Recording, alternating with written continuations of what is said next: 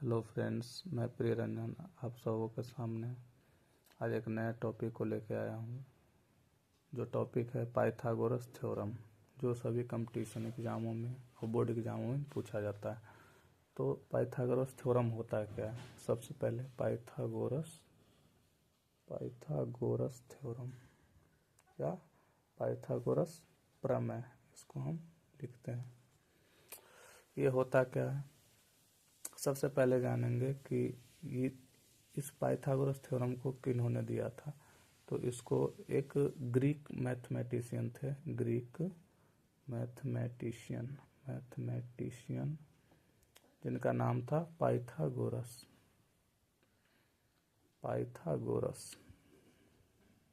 उन्होंने दिया था, जो कि एक ग्रीक मैथमेटिशियन थे। और अब हम आते हैं इसके थ्योरम पे। थ्योरम क्या कहता है? थ्योरम ये कहता है कि यदि किसी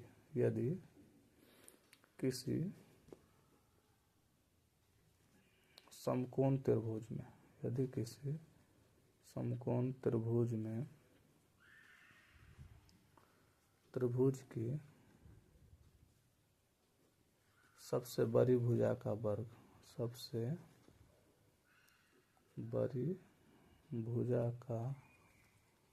वर्ग अर्थात कर्ण का वर्ग उसके अन्य दो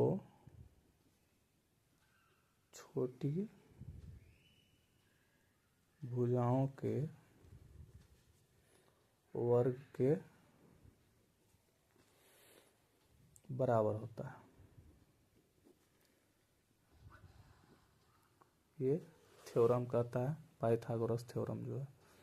तो इस थ्योरम में हम क्या बोल सकते हैं कि एक कोई समकोण त्रिभुज है। समकोण त्रिभुज कौन सा होता है?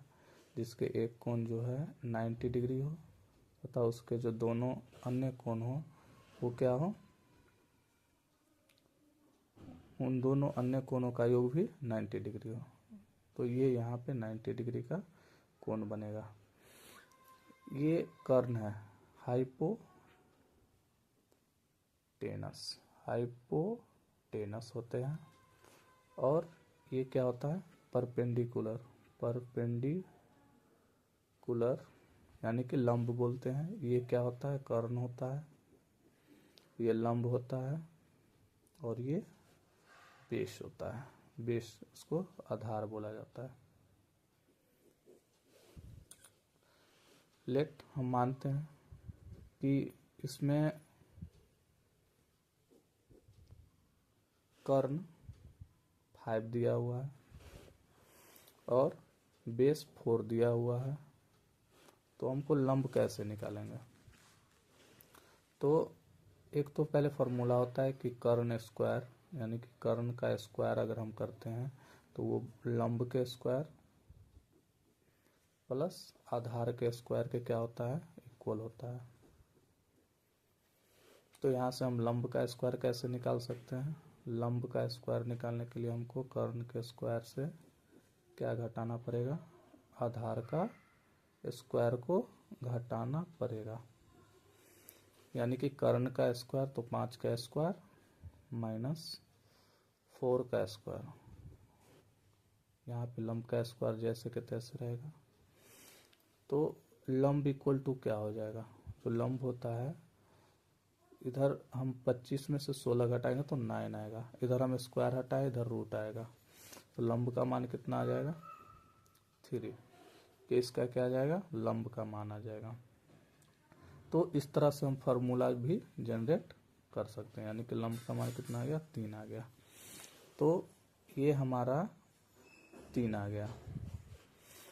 तो कर्ण का फार्मूला ये हो गया और लंब का फार्मूला ये हो। अगर आधार निकालना रहता तो आधार स्क्वायर बराबर कर्ण, आधार का स्क्वायर बराबर कर्ण का स्क्वायर माइनस लंब का स्क्वायर कर देते।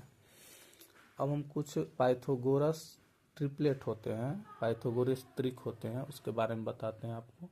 तो जैसे में एक तो आपने देख लिया 5, 4 और 5, 4 और 3। ये आपस में पाइथागोरस त्रिक होते हैं, क्योंकि 5 का स्क्वायर जो होता है वो 4 का स्क्वायर प्लस 3 के स्क्वायर के क्या होता है, इक्वल होता है। यानी कि ये 25 भी होता है तो ये भी 16 और 9 25 होता है।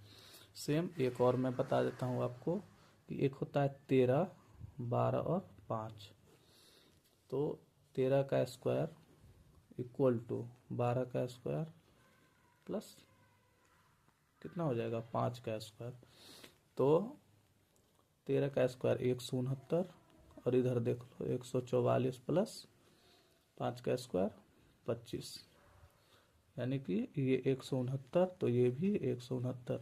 यानी कि ये दोनों जो हैं पाइथागोरस प्रमेय के जो रूल हैं उसको क्या कर रहे हैं, फॉलो कर रहे हैं। इसलिए ये क्या है, पाइथागोरीय ट्रिपलेट है या पाइथागोरस प्रमेय का जो है सही फॉलो कर रहे हैं। तो इस तरह से हम लोग जो है चेक कर सकते हैं कि कौन जो है पाइथागोरस ट्रिपलेट को फॉलो कर रहा है या नहीं। और अगर हमको कोई बेस, हाइपोटेनस, परपेंडिकुलर में से कोई भी दिया रहे 2 और 1 निकालना हो तो हम आसानी से निकाल सकते हैं। तो कैसा लगा आप लोग को ये वीडियो? अगर अच्छा लगा हो तो इस चैनल को सब्सक्राइब करें ऐसे ही फैक्ट से रिलेटेड वीडियो के लिए, और इस वीडियो को लाइक करें। Thank you.